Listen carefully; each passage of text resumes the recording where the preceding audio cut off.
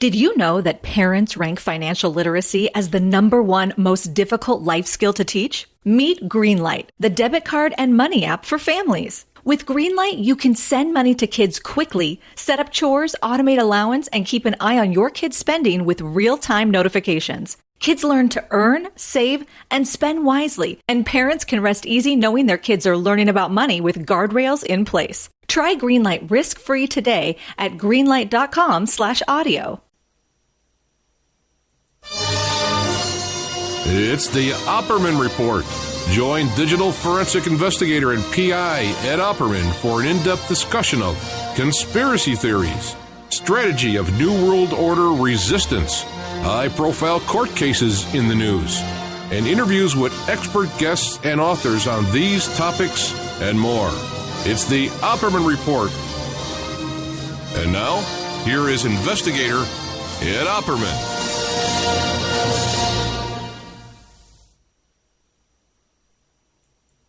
Okay, welcome to the Opperman Report. I am your host, private investigator Ed Opperman, and this show is brought to you by Phoebe Sod, pscoco.com. That's Phoebe Sod's chocolate website. She's an independent curator with the Cocoa Exchange. The Cocoa Exchange is formerly known as Dove Chocolate Discoveries. Everybody knows Dove chocolate's the best chocolates out there. They make the finest silky smooth chocolate because the products start with the best cocoa beans. The Cocoa Exchange offers not just premium chocolates, but anything from sauces and spices to brownie and cake mixes, and even coffee and martini mixes. Everybody loves a martini, especially when you listen to the Opperman Report.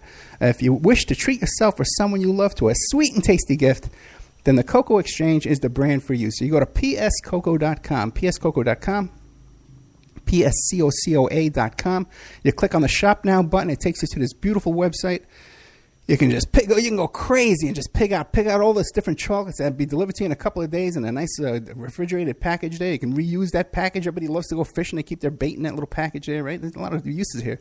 And you can even become a chocolatier just like Phoebe Sod. You can click on the Contact Now button, Contact Us button, and you can get into the cocoa business. You can be selling chocolate, have your own website, and be a chocolatier just like Phoebe Sod.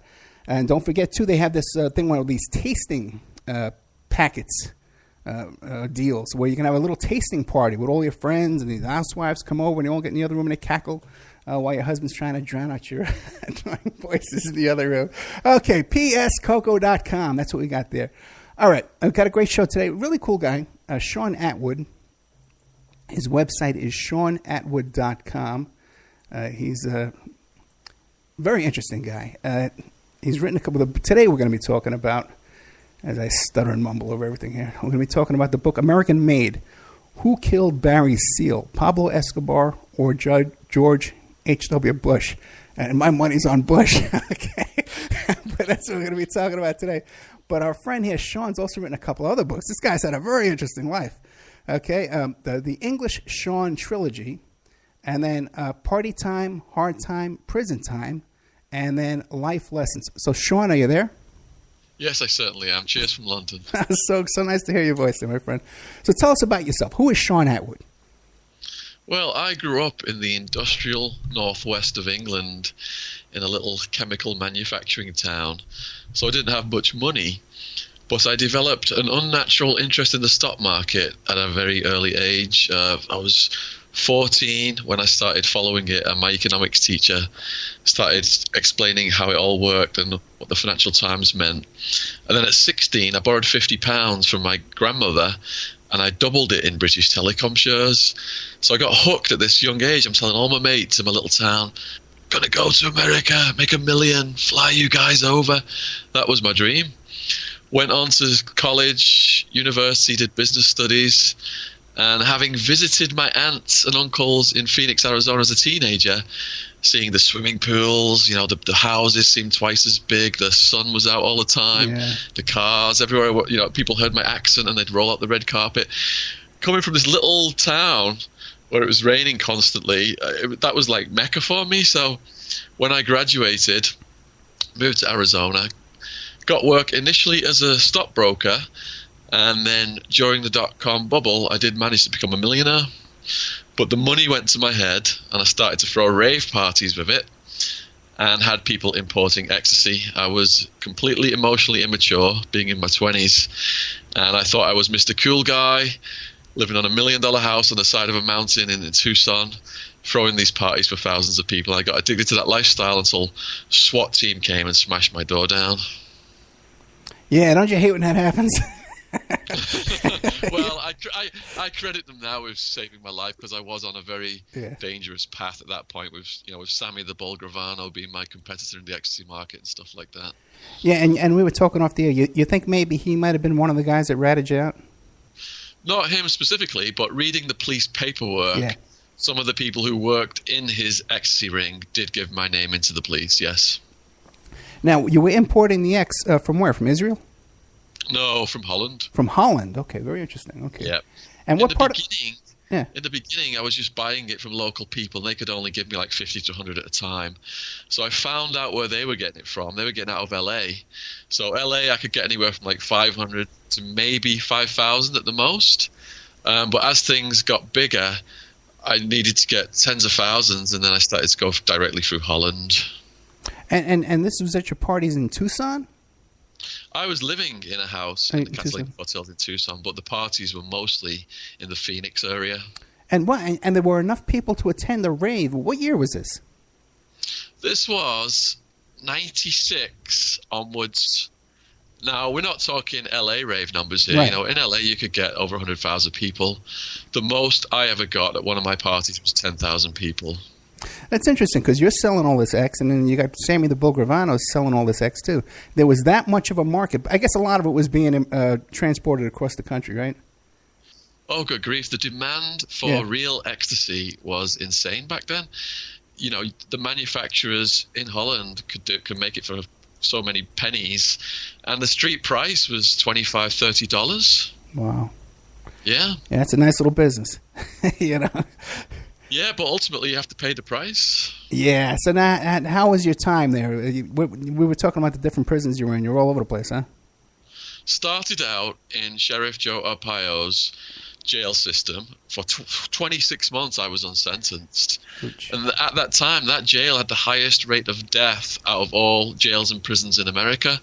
National Geographic Channel put my story out as an episode of Locked Up Abroad, and they researched it, and they concluded that 62 people died over 5 years in that jail around the time I was there. It's fascinating how people here in the States will look at that man as a hero and say, oh, he's being tough on criminals. When you were there, especially in that's a pre-trial tent city jail, did you run into anybody that was such a danger to, how many people did you run into that was such a danger that they had to be off the streets? I understand why people think lock them up and throw away the key, let's get tough on crime and criminals, because the media... Right. All they portray is extreme crimes, serial killers, pedophiles, murderers, rapists on one hand, and then on the other hand, they say how easy it is. It's a holiday camp. They've got TV and they've got luxuries. Right. So when I went in there, I was under that false impression, but I quickly realized that it was the warehousing of low-level drug users. Yep. I saw the racism. I saw black guys, Mexicans get anywhere from 2 to 5 years for joints of marijuana. I saw a Vietnam vet get 13 years for some crumbs of cocaine on the carpet of his car. And, it just woke me up to what was really going on in the world with all these corporations making money off the back of these people. I think it was approximately $50,000 a year of taxpayers' money per prisoner that they got for each drug arrest. Yeah, it's fascinating. And then they nickel and dime you on every little thing. I was telling the audience, I have a friend here. This woman used to clean my house. She has 5 kids, and she was homeless, and she had no place to stay, so she wound up living in this drug house. And even to live there in this filthy drug house, she had to exchange sex with these men to stay in his house. Oh, dear. Yeah, I know. I met her because she was feeding the homeless. This is how I met her.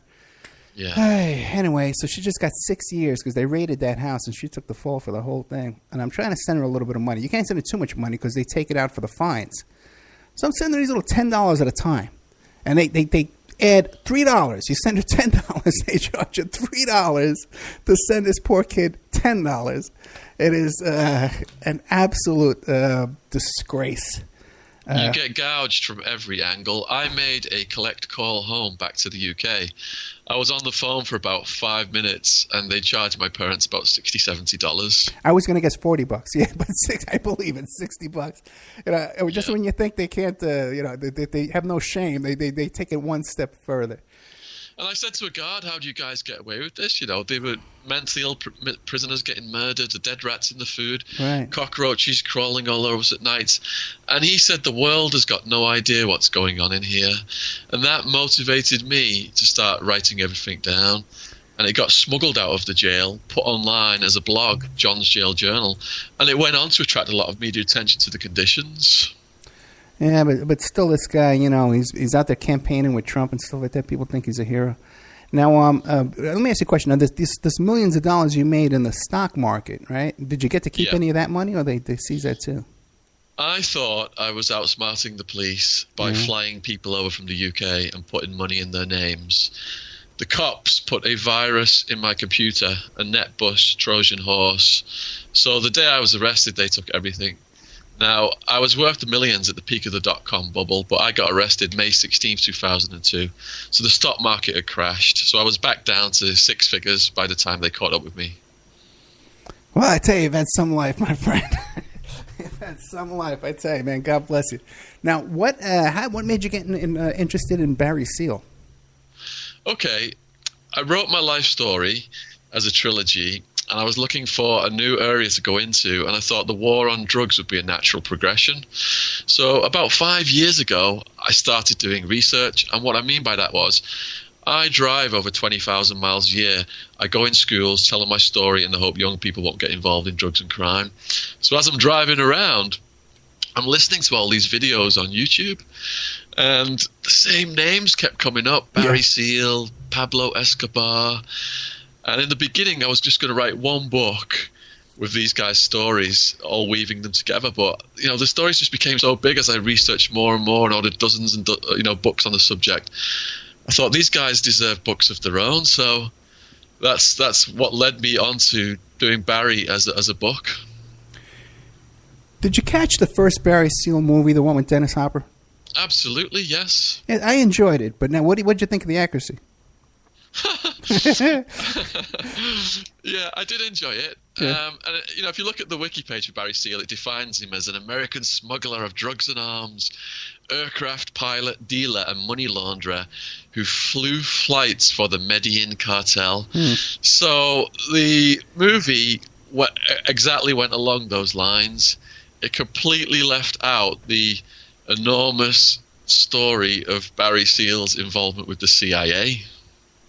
Yeah, it was totally and Dennis Hopper, man, you think he was like a hero when I was a kid, man, doing this whitewash movie, makes you wonder. What happened to him? Now, yeah, I agree. What do you think happened? What do you think of this new movie coming out with Tom Cruise? Now, Tom Cruise, obviously, he's gonna tell us the truth, right? Well, it was originally named Mena after the town in Arkansas where Barry moved to from Louisiana to do his CIA drug smuggling. And they changed it to American Made. So I think it's going to have some patriotic flavor to it. And they're going to go along the lines that he was a renegade smuggler, pilot, and transporter for the Medellin Cartel. I don't think they're going to get into the CIA stuff too strongly. Or they could make him out to be a hero, here he was fighting the Contras, doing everything he could to the good old US of A, and with an appearance by Sheriff Joe. They would show up there, a cameo appearance. Well, Reagan and Bush certainly tried to turn his sting operation for the DEA that he did into a heroic thing, exposing that Pablo Escobar and the wrong side of the Nicaraguans claiming that they were into the cocaine when it was all propaganda. Yeah, what about that? I've seen that film. The Sandinistas were supposedly involved in some of his drug dealing. What do you make of that? Well, there's different theories. There's the theory that Barry, that was filmed somewhere else completely, and the CIA doctored it. Pablo Escobar said after watching it that I never unload drugs myself. How can this be possible? I just read Pablo Escobar's son's book, and he's towing the line that Barry Seal did go and see Pablo in Nicaragua when Pablo was on the run. So there's multiple theories about it. Yeah, I can see the son having to say something like that. He doesn't want to wind up like his father, Well, supposedly in his second book now, the son has come out and said that Pablo was working for the CIA in the early years. Very interesting. Okay, and that made news headlines last month. I did actually get interviewed on Russian television about that one. So it's only in Spanish right now, the book, but I would love to read it. Yeah, I'd love to get him on too, but if you only speak Spanish, it's no good. So tell us about Barry Seal. What's the story of Barry Seal? Who is he? He's the kind of guy that if you were on a plane and it was under enemy fire and, it was getting strafed, you'd pretty much have confidence that this guy could land you safely. I mean, as a teenager, he used to bicycle out to the airport and look at the planes landing. He just became obsessed.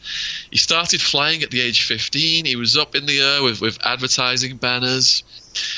When his schoolmates went to out-of-state football games on a bus, he would fly there. He would land in a helicopter. He would land in a plane.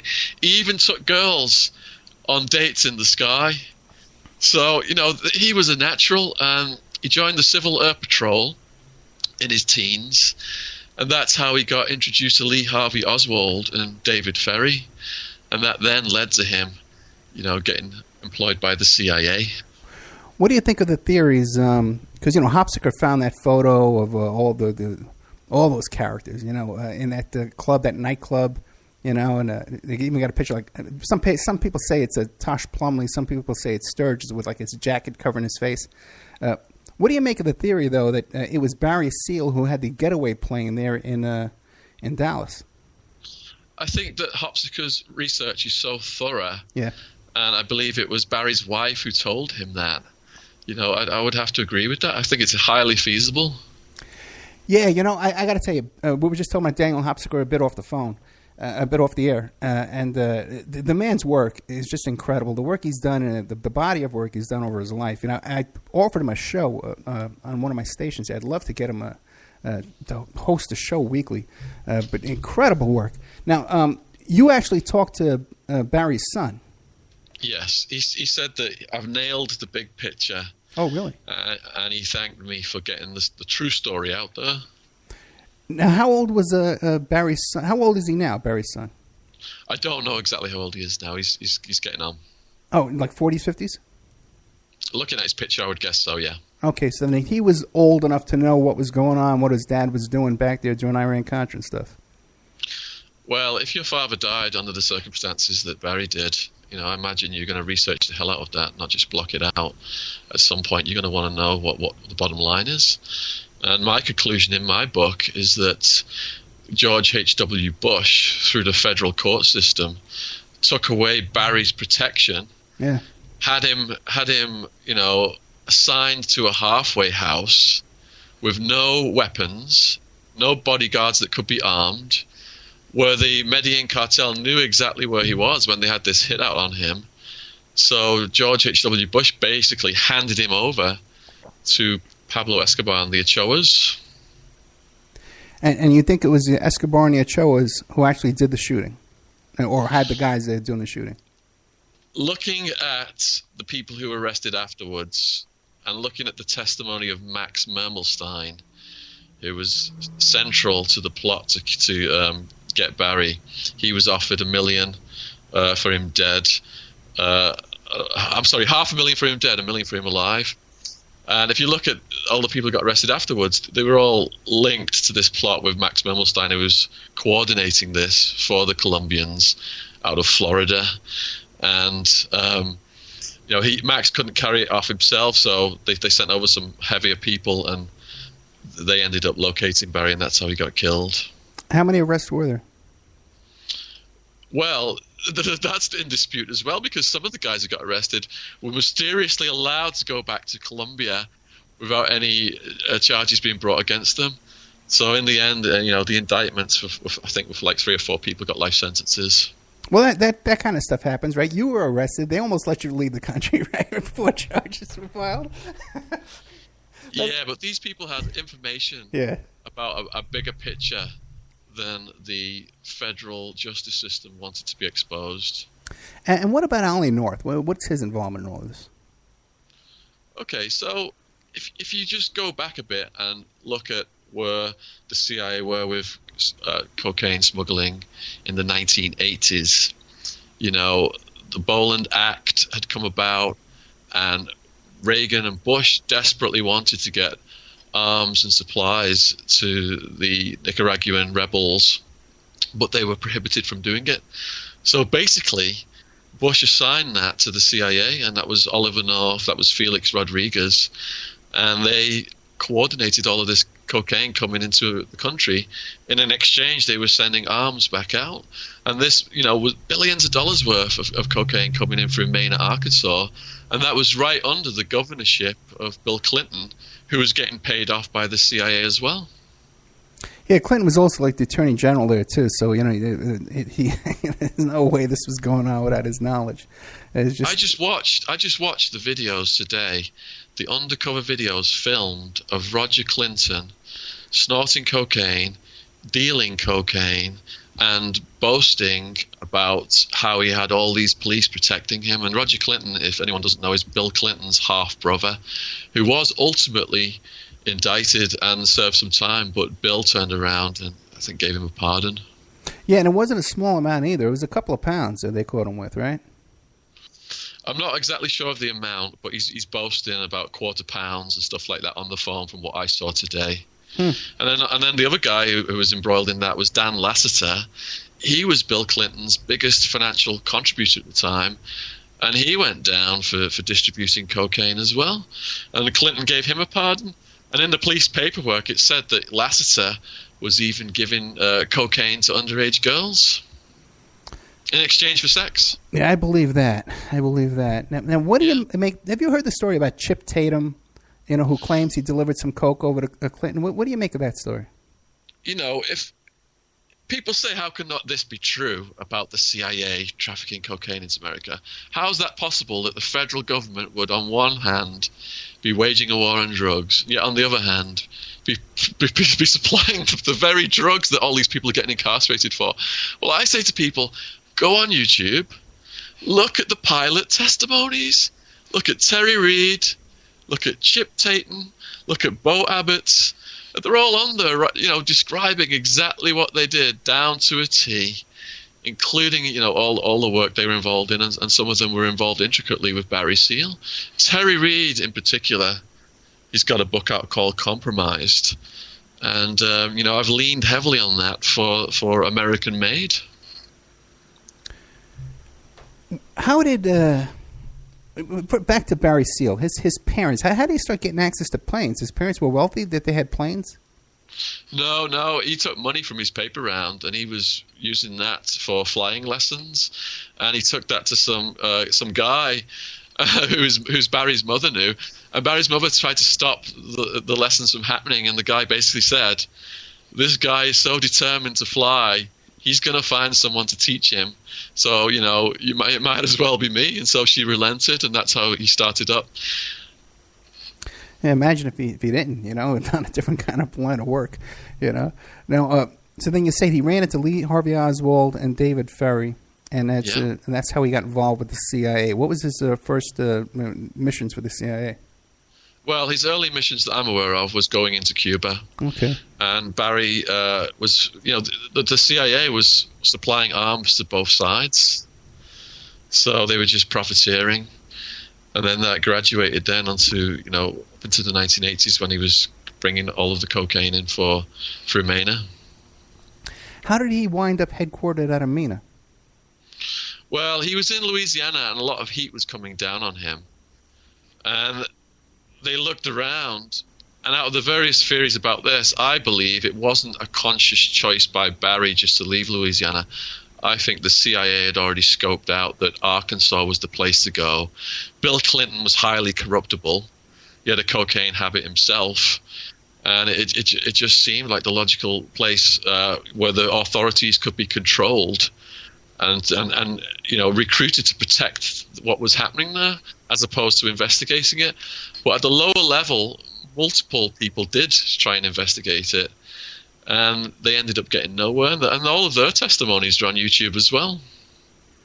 And how about the Mara Levitt book, Boys on the Tracks, which was how many bodies were turned up dead over the Good course? grief. Yeah.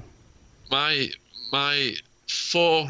third book in my War on Drugs series is actually going to start out with the story of Linda Ives. So you got Kevin and Don, two teenagers, get found dead on these railroad tracks near Mena. And, the coroner assigned put in there by Bill Clinton, he's saying that they both got stoned on marijuana, fell asleep side by side, and the train ran over them. How ludicrous is that?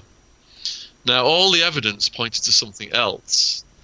And what I have concluded actually happened was they were aware of the CIA drug drops. And they were either watching a drug drop or they were trying to steal some drugs. Or, they were just up to teenage hijinks in the woods. And the people who had been hired to protect this operation detected them. And these guys got captured and murdered. And then if you look at all the witnesses that were coming forward about this stuff or investigators had followed up on, the justice system had been so corrupt at the time, this list of witnesses got handed over to a corrupt prosecutor, and all of a sudden these guys all started showing up dead. You're talking dozens of people, and this Mena's only got about a population of 5,000. And all along the way, Linda Ives is trying to get Clinton to do something about it. And, he's completely avoiding her because, like I said earlier, he was getting paid off by the CIA to protect this operation. Now, were they also, they were landing the planes there and unloading, but were they also doing drops, like just dropping from the sky and keep flying? Yeah, what they would do is they would do the drug drops, and then helicopters would come in and pick the drugs up, or people in trucks would pick the drugs up, and then they were getting distributed. From what I've researched, some of it was ending up in the hands of the Gambino crime family. In New York? Yes. That's interesting. And some of it was going to Freeway Ricky Ross, too, right? Well, if you look at Gary Webb's research, he uncovered that side of the CIA drug trafficking, but that was on the West Coast, wasn't it? Yeah. So we're only aware of certain parts of this. I imagine it was going on all over the country. Yeah, absolutely. There was a lot of coke back in those days. There's a lot of coke across the country, man. Really cheap coke. Have you spoke to Freeway Ricky Ross? I've interviewed him for my book. Yeah, I had him on the show. Yeah, I really enjoyed it. Yeah, we had a bad audio connection, but a very jovial guy. What a hell of a story. And that is a hell of a story. And even more of a hell of a story is he gets pulled over up in Northern California just recently, with allegedly a couple hundred pounds or a couple $100,000 cash, and he just got off of that. Oh, my goodness. yeah, I didn't want to bother him because I knew he had a case. But he says, no, I'm not worried. I'll come on the show. Yeah, I know. Well, you know what? This is a good time to take a commercial break. We're here today with Sean Atwood, and he's calling us from jolly old England over there. He's written the book American Made, Who Killed Barry Seal, Pablo Escobar, or George H.W. Bush. All the names here, it goes back to JFK's involved in this, man, and Chip Tatum, and even Dennis Hopper, all these folks here. You can catch Sean live. He's going to be doing a couple appearances. One is May 22nd in central London. I guess you're going to have to Google it and find it. Or you can go to his website, SeanAtwood.com. That's SeanAttwood.com. So May 22nd is one presentation he's doing, and another one is June 13th. Do you have like a whole PowerPoint thing that you do? Yeah, I do have a lot of PowerPoint images for the Pablo talk, yes. Okay, excellent. So check that out, May 22nd and June 13th. We'll be right back after these messages. And now a word from our sponsors. Did you know that 30% of all people on online dating websites are either married or in a monogamous relationship? 30%. If you suspect that your husband, your wife, your boyfriend, your girlfriend may be cheating online, go to emailrevealer.com. Online infidelity investigation.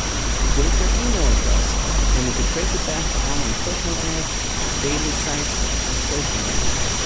You can even expand the investigation and find them shooting on escort service sites, or even porn sites if they're registered for porn sites and slam. So check out emailrevealer.com, check the stock cheating, and check that out online infidelity investigation. During Mandy, there was an incident where children of the family, Alex found shadow over the man, and this is on top of the book. There's a chapter on just about everybody in this book that you can read over.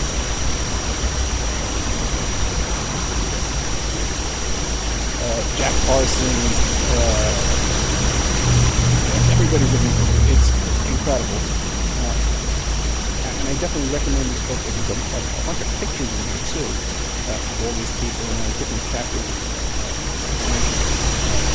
On the way, Governor Burton, too. But the great stuff by our producer here, check out Children of the House Tells Shadow Over Humanity at Amazon.com, or you can find it in the OperatingReport.com bookstore. We have an urgent bulletin. It seems that the group Strawman is still on the loose. It has been confirmed that Strawman are Canadian, okay, and that authorities are asking people to stay indoors, lock your doors and windows until this group can be dealt with. You could find more information about this group of Canadians, at strawmanmusic.com.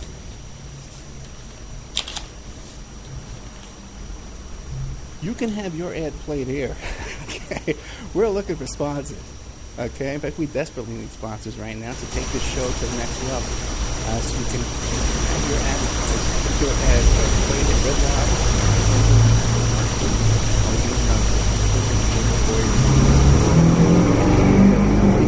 How inexpensive it would be to have your ad played on the Opperman Report on 7 stations.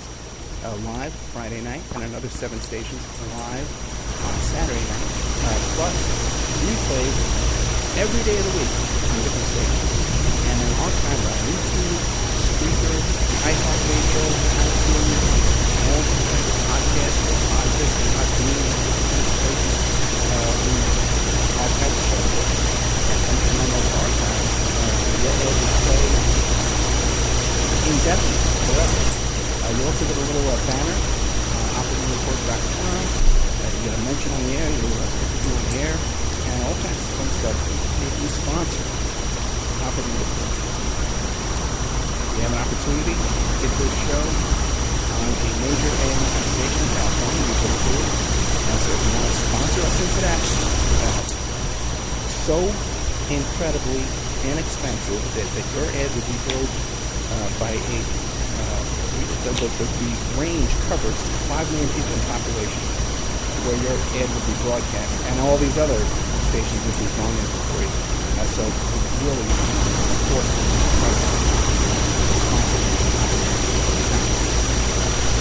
Get a copy of my book, How to Become a Professional Cloud Commander.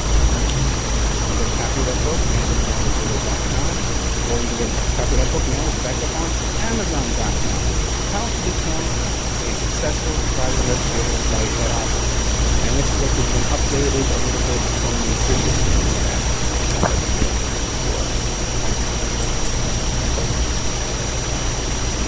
one. Okay, welcome back to the Opperman Report. I'm your host, private investigator, Ed Opperman.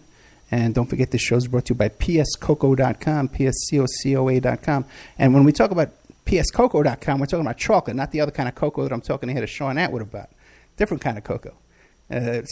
Sean Atwood is the author of American Made, Who Killed Barry Seal, Pablo Escobar, or George H.W. Bush. And his website is SeanAtwood.com. And he's got a couple events coming up in London, Central London, May 22nd. And also on June 13th in Central London. You can go to his website there, find out the address, and head on over there. So, Sean, are you there? Yes. Okay, good. Now, because let me ask you a question now. Now, when you got caught, right, I'm sure they came to you and they said, hey, Sean, listen, we want you to come work for us. You make some deals for us. You got caught with $100,000 worth of X. We want you to bring us $300,000 worth of cases. And bring us 3 cases, triple what you got caught with. And what we'll do for you, Sean, is you'll be out there. We're going to give you our business card, and it says Mr. DEA agent on here.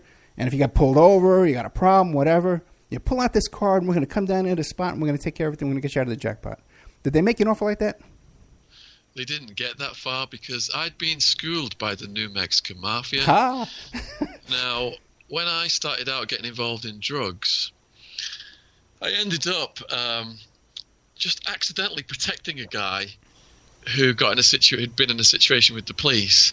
What happened was, I was in an apartment. It was mostly like university students and stuff like that, and Sure. there was people smoking some weed, and I was there supplying some X, and this Mexican-American gangster-looking guy was there supplying some coke and some weed. And a policeman walked in, and he goes, I can smell marijuana. Nobody move. And he goes to grab his radio like he's about to call it in and get everybody arrested. So this Mexican-American guy that is in there that I've just met, he pulls out a gun, points it at the cop, and says, the only one not leaving is you. Everyone run. So we all ran out into the night. And I hid in an apartment close by with some friends. And, the police surround the place and everything, the whole complex, there's police everywhere, helicopters out. Anyway, there's a knock on our French windows, and it's the Mexican-American guy, and we let him in. And he schools us. He says, they can't come in without a warrant. If they knock on the door, don't answer it. Here's the law. Here's how we don't let them in. So we did it. We did everything that he said, and the police came and they went. And at the end of the night, I said, why don't you come back to my house? You're too hot in this area. Just spend the night at my house. I'll keep you safe. So for doing that, he then said to me, Sean, I'm going to have my brothers watch your back. I had no idea what that meant. A couple of months later, I went over to the house. A lot of lowriders parked outside. I go in there, big Mexican-American guys, tattooed out, drugs everywhere, like big pounds of crystal meth and coke and stuff. And I look over at the TV, and there's a rocket-propelled grenade launcher on the TV. And I'm not a big tough guy. I'm crapping myself at this point. And I was always scared when I went over there. But they taught me. They said, Sean, if you ever get pulled over leaving our place, the cops do not have a right to search your car. You could tell them you're in a hurry. You don't want to search your car, and you don't have to speak to them. You say, I'm exercising my right to remain silent, and I want a lawyer. And they even told me the name of a lawyer that they used. So when the police came, I was already schooled, and they didn't even try to break me down after that. After I'd said I want a lawyer, I'm exercising my right to remain silent. They did try to break my partner down at the time, and she wasn't schooled in it, but she I'd protected her from what was going on, so she couldn't give them any information really. So even in the 26 months you were sitting there in Sheriff Joe's camp, they never, your lawyer didn't go to them. We can have a free talk and we can work out a negotiation. Well, here's the deal. I was the top of the conspiracy. Yeah, I was letter A in the crime syndicate. So everybody in my case was asked to cooperate against me and to sign papers. Even people who didn't know me were asked to sign papers stating that they would work for me. Because it was all about nailing me. This wasn't a federal DEA case. It was a state of Arizona case. Okay. Yeah.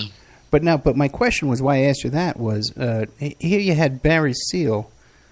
Like, what more could you want? He's working for the CIA, He's working for guys that are in the NSC, Ollie North, sitting around that conference table inside the White House. If you're looking for a hookup, what more could you want? How did he find himself in a position where he got arrested? Okay. I believe that his arrest was probably a way to get him going undercover for the DIA. Now, the DEA were hiring as an undercover person to infiltrate Pablo, yeah. But I think the CIA was hiring him to go undercover. And then that provided them, a perfect cover story for his drug operation out of Mena. Because if anything came to light, this renegade had been busted by the DEA. I'm sorry, this renegade had been busted by the DEA. And that provided the perfect explanation. But he'd only done one flight for the DEA. He'd been transporting drugs in for years, and no one ever points that out. So he was doing but how did he come to be an informant for the DEA? They caught him, or he just knocked on the door? I believe it was a setup. I think that he was assigned to get set up. Okay. To be apprehended by the DEA, to provide a cover story for the CIA operation out of Mena, Arkansas. Gotcha. And then right away he makes a deal with the DEA saying, okay, fine, I'll work for you guys undercover. I'll go down and I'll make some shipments with Pablo Escobar and you can film the whole thing. Exactly. Which is what the Reagan Bush administration wanted. They wanted to point the finger at the Nicaraguan government for being involved in cocaine trafficking. Well, actually, it was the rebels and the CIA. And Ollie North, it's just, who has a TV show. Ollie North was coordinating the whole thing. Yeah. Ollie North had diary entries talking about being down in South America with the cocaine paste and what to do with it. And according to the lawyer for the three Colombians who were sentenced to life for murdering Barry, the lawyer said that Ollie North was coordinating their activity, directing them towards Barry while they were in America. It's just amazing, and now they put him on Fox News. He ran for Senate. Of course, if you play along with this, like Clinton did, Clinton got the presidency. Yeah. Ollie North plays along with it. He gets on TV. He runs for the Senate. It's all about the team players who get promoted. Yeah, he was in town here at this anti-abortion gathering. And I wrangled myself. I was going to get my picture taken with him, but I couldn't get over there to do it. And then that same weekend, me and my daughter, we were going to this church, and we enjoyed the church too. Then the pastor of the church starts saying, and Ollie North is a great American, and he's in town. We were like, we walked right out of there. We never went back. We never went back to that church. You got to be kidding me, man. Oh, God. That's the power of the media, though, isn't it? It protects these people, and the CIA has the media completely infiltrated. Yeah, that's so true. That is so true, man. So now, how look, does he... Look at the Anatomy of a Smear story they did on Terry Reid. Yeah. And did you see the video of Chip Tatum on YouTube talking about how his insurance policy was? He had a picture of George H.W. Bush at a cocaine press in South America. Wow. No, I never heard that. I never heard that part. Yeah, it's on YouTube. Okay, that's very interesting. Yeah. Chip Tatum's he had his own radio station for a while. He used to play my shows, and we had gotten pretty close. And he's just pretty much taken off, and is back. He's growing marijuana down in Colombia or something like that now. Oh, really? Yeah. Do you know what's happened to Terry Reid? No, I don't. No, I was never that familiar with Terry Reid. Okay. And Tosh Plumlee's still floating around. He does interviews and stuff like that. He's all over the place. Okay. And, of course, good old Freeway Ricky Ross. Now, now they bust him, and there's a trial. Was he expecting help to get out of this trial? Because he did get convicted. Yeah, if my theory is correct, and this was an undercover thing, when he finally got busted, he turned to his superiors, Oliver North, George H.W. Bush, to bail him out. Yeah. But because he knew so much about the operation, he'd become expendable at this point.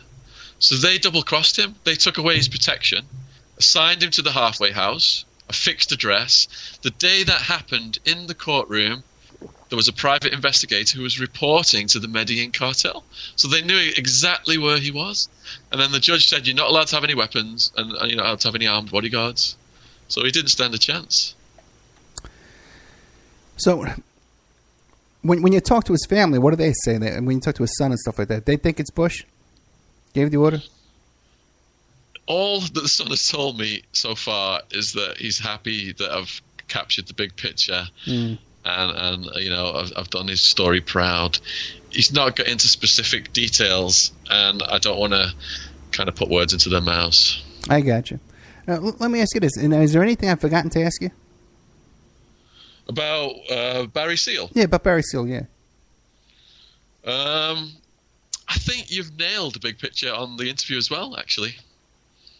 Okay, so American-made, who killed Barry Seal, Pablo Escobar, or George W. Bush? And we're pretty much convinced it was George W. Bush. If you look at the 1980s, yeah, who was the most successful cocaine kingpin? Who got away with it? It was definitely George H.W. Bush. They used Pablo Escobar as a scapegoat.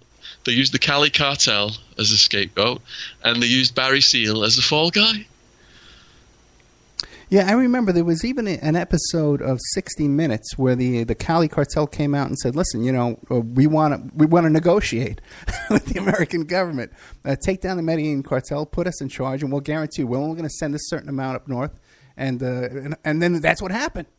Well, I'm writing a book on the Cali Cartel right now, which is going to be out ahead of season 3 of Narcos, and it's just the same story. When Pablo Escobar was the bogeyman for the war on drugs, the CIA was working with the Cali Cartel. They jointly had a death squad called Los Pepes, which the Cali Cartel financed and the CIA gave intelligence to, which ended up taking down Pablo Escobar. And the primary force behind that was the Castaño brothers. Are you familiar with them? No, I am not, no. Well, the Castaño brothers were members of the Medellin cartel. And when Pablo Escobar called the Galeanos and the Moncados to the cathedral and had them executed because he suspected them of cooperating with the Cali Cartel, the Castaño brothers were supposed to have been there as well. So they saw the writing on the wall, and they then allied with the Cali Cartel and the CIA against Pablo. But because America had all of these resources to fight the war on drugs in Colombia, they needed a new bogeyman. So they continued to work with the Castaño brothers, who took over the cocaine trade, while fighting the Cali Cartel. They became, in the eyes of the public, they became the main enemy. And none of it stopped the cocaine going into America. They said Pablo was responsible for 90%. They said the Cali Cartel was responsible for 90%. And it just kept increasing and increasing and increasing after they took them down, because the CIA was working with other traffickers. And you think who was responsible for the death of Escobar? You think that was an order too from Bush, or who was involved? Who was involved in that? Okay, there's multiple theories on this one as well, which I've detailed in my books. I suspect. Well, actually, I believe that Pablo got shot 3 times. He got shot in the back of his leg. He got shot, I think it was like in his shoulder area, and that bullet ended up lodged between 2 of his teeth. And then there was one shot went through his right ear, and it went out the other side of his head by his ear. And now he always said that if he was going to get taken down, he was going to get out his famous pistol, and he was going to shoot himself in the ear. And that's what his son wrote. That's what his family believe. And I don't believe what it says in Killing Pablo, that it's all very patriotic. The special forces in concert with the Colombian National Police and the search block hunted him down with this technology. And according to Los Pepes, the police were so scared of Pablo, they always sent the death squad Los Pepes in first to do their dirty work, and then they would come in afterwards. Los Pepes would disappear, and the police would get the credit in the media. So on the day Pablo was located, according to the Castaño brothers and Don Berner, who was another head of Los Pepes, they went in first. And it was supposed to have been Don Berner's brother who fired at Pablo, who knocked him down. And then I believe while Pablo was down, he shot himself in the ear. Now, what's going on today? It seems like all the stuff that was being produced and manufactured in Colombia and being brought up here through Florida and stuff like that. Now that's coming up through Mexico, through the Mexican cartels? The war on drugs is completely futile, and the government knows that because of alcohol prohibition. It's like a balloon. If you put a dent in a balloon on one side, it expands on the other. So when they took the Colombians down, it expanded into Mexico, and that was a natural progression because the Colombians had established trafficking routes through Mexico into America after the blatant drug smuggling on the Florida coast became too hot with the authorities and the media. And then the Mexicans were getting paid a small amount. Well, it added up to massive amounts of money. But they wanted more money. And in the end, they were like, why don't we just do this ourselves? So, the Mexican cartels then became the dominant forces. But they're not actually growing the cocoa leaves over there, right? In Mexico, it's still coming from Colombia and from Peru and stuff, right? It's actually sourced south of Colombia from like Peru, Bolivia, and those countries. So Colombia is more of a transit point where in the huge jungles out there, they can hide these massive cocaine manufacturing labs. Now, you're not allowed to travel to the USA, but do you travel to Mexico and Colombia and those kind of places? I had operations in Mexico when I was involved in ecstasy smuggling, and I met people in prison who were involved in... I met one guy who was a pilot for the Mexican cartel, and he ended up getting in trouble with the DEA, and he said that he ended up working for them, and the most dangerous stuff he ever did was working for the U.S. federal government. He'd never murdered anyone up until that point. So he said there was no difference between either side, working for the cartel or working for the U.S. federal government. It was both like the mafia, but the federal government was more dangerous. Well, that's absolutely true. Yeah, I agree with that 100%. Yeah. But the DEA had him murdering people in Mexico? No, they didn't have him specifically assigned to murder people. What they'd done was, I think Kiki Camarera, if I'm pronouncing it correct, he was murdered, tortured and murdered down there. There were other people, DEA agents, that had been captured. So my friend, he was assigned to go and talk to Caro Quintero, because that had been his boss flying the loads in. He'd been flying loads in the Nogales region, cocaine and weed. He went to Caro Quintero, to try and ascertain where this guy was, and he did manage to ascertain that. And he went there himself, and then he got in a shootout with the guys who were protecting this agent, and he killed him. He got shot in the skull as well. He showed me the scar. And he went in, and this guy was chained up to some kind of torture. He was getting tortured in this like a barn. And he unchained him, and he got out of there. But during the shootout, his car had been hit, and his car wasn't working so good. So, he was absolutely crapping himself, trying to get away from the scene where he just murdered these people. And but the Americans rescued them in the end. Fascinating stuff. You got your hands in everything over here, man. That's how I learned about the framework of the Mexican cartels. Really, was through this guy. And it was this guy who got my interest really peaked about how the DEA and the CIA work with some of the Mexican organizations while fighting some of the others. And in the beginning, I thought it was all conspiracy theory stuff, but getting out and researching it myself now, I could see everything that he was saying was the truth. Yeah, and you had mentioned earlier that they were selling some of this or distributing some of this coke through the Gambino family. I've seen that as well, where the FBI will come in and take these guys they pick them up at their house, they drive them around, they have a free talk with these guys, and the guys are gossiping about everybody, ratting everybody out. And I just had Frank Collada on the show the other day, and he confirmed all that too. Frank Collada is the guy from Casino, who was Joe Pesci's best friend. Hey, so what about Fast and Furious? What have you heard about that? Now, that seems like an odd. The cover story, the public story, is that they were going to trace these weapons through Mexico. What the hell? They were supplying guns to drug dealers down in Mexico. Okay, I had a friend who worked in the kitchen in prison who was a Mexican guy, and he would get me food and stuff out the kitchen. He would sell me food, and I'd hide it in my air conditioning vent. And he contacted me when I got out of prison. Basically, this guy was a Mexican policeman working for the cartel, and he wanted me to set up cocaine distribution in the UK, but I told him I was going to go on the straight and narrow, so I didn't want to get involved in that. But how it works is, in Mexico, a lot of these cartels are run by policemen and by the military, and what they do is they send the troops over to America to get trained. Right. So they get all this badass special forces training, supposedly, to go back to Mexico and bust the cartels. All these weapons and all these torture techniques. But what happens is they go back to Mexico and they get put to work by the cartels. So I don't think the US government cares as long as all the weapons are flowing and people are making money off this. And hence you get situations like Fast and Furious. Fascinating stuff, my friend. Fascinating stuff. Okay, we're here with Sean Atwood. And when you do this next book, too, about these kids on the tracks and then all these bodies there in Mena, get back to it. We'll put you right back on the air. The book is American Made, Who Killed Barry Seal, Pablo Escobar, or George H.W. Bush.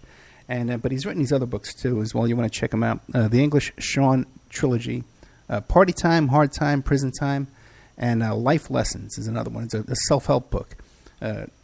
Well, what do you tell people in the self-help book?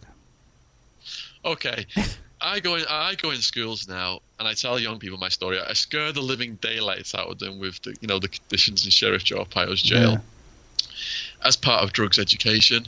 So my life lessons book is aimed at teenagers, and it's basically the 10 most important lessons I learned in my life. Stuff like just, go with slow and steady progress in life, take time for introspection, help other people, value your family, and so on and so on. So these are all, just tips for kids in the hope they won't do wrong. If you had to do it over, would you return to like this kind of romantic life of, the smuggler and, the bon vivant, brave throw, would you go back and do all that, or would you find something boring to do? I think boring is the new black for me. The school kids sometimes ask, would you do it all again? And I say no, because the harm it causes society, and the drugs, and the harm I caused my family members and my loved ones. My mum had a nervous breakdown in my situation, stuff like that. But then on the other hand, I say yes, because I had to go through this to learn things and mature as a person. I was highly emotionally mature. And it's put me on this path now where I'm speaking to tens of thousands of young people a year, and I get lovely feedback from them. I get emails from parents requesting to meet me, and I do a lot of yoga and meditation. And in my heart, it's telling me I'm doing the right thing. Now, the other thing is as well, I met a mafia character in prison who was serving over 140 years. He was classified as a mass murderer. And he was at the top of the respect in the prison because he'd only murdered rival gangsters. If you've murdered a woman or a child, it's KOS, kill on sight. Prisoners try and kill those guys when they come in. So this guy's nickname was Two Tonys. And one of his favorite books was A Day in the Life of Ivan Denisovich by Alexander Solzhenitsyn. And he says, you've got to read this, Sean. You've got to read this book. So I read it, and Ivan's in the Russian gulag, where it's so cold. If you spit, your spit freezes mid-air. They're working these guys to death. If you refuse to work, you're dragged to death by horseback. You're thrown off a cliff, hung from a tree. They're losing the noses, ears, fingers to frostbite. And I read this and I'm thinking, good grief, we've got it quite good in Arizona. So whenever the prisoners complained about anything where we were at, such as the breakfast being cold in the morning, Two Tonys would say where Ivan was at, they were fighting over a fish eyeball in the soup. How can you guys complain when there's always someone worse off? Now, in response to your question, do I miss that excitement? Two Tonys taught me that if you appreciate the small things, you don't go looking for trouble in all the wrong places. Sadly, Two Tonys died a couple of years after I was released from liver cancer from his own drug taking. But in a sense, his spirit lives on in me, because I remember what he said. I wake up with a smile on my face now. There's no dead rats in my food. There's no cockroaches in my bed. I'm free. I'm in the West. All this horrible stuff's going on around the world. And it just makes me appreciate the small things and not pine to go back to that old lifestyle. That's so true. We got to appreciate the small things. Every day above ground is a good day. Sean, thank you so much, man. We're out of time. But American Made, Who Killed Barry Seal, Pablo Escobar, or George W. Bush? Great topic. SeanAtwood.com. And you can catch Sean in person. You can meet him down in person May 22nd in central London, or June 13th. Coming up here this summer, you catch good old Sean Atwood. Thank you so much, brother. Oh, thanks for having me on, Ed. Really appreciate it. Cheers from London. Cheers. God bless you. Okay, there you got it. Interesting stuff. Interesting stuff. I really enjoyed that interview. And plus, I told Sean, we were thinking about doing 2 hours, but I got to tell you, I woke up last night, in the middle of the night, I had a fever and chills and stuff like that, and I feel like crap. I got to get to bed. If you like the show, OppermanReport.com. That's where we got all the fun stuff. Everybody knows that. OppermanReport.com. OppermanReport.com. Just go there to OppermanReport.com. Become a member. You can do it for $6 a month. You can become a member. Fun. All this great content in there. I'm going to be loading up the truckload of documents and confessions and stuff like that. And that, what was that guy? John S. Captain case, the Tiffany Jenks murder. As if anybody really cares about that thing. But anyway, that's what we're doing. Also, too, I'm going to be sending everybody an email through TinyPass, their piano thing. If you want to sign up for a year, $60, I'll give you 13 months. A nice little discount. That's coming as soon as I get around to it. I'm going to send that out. All right, guys. Have a good night.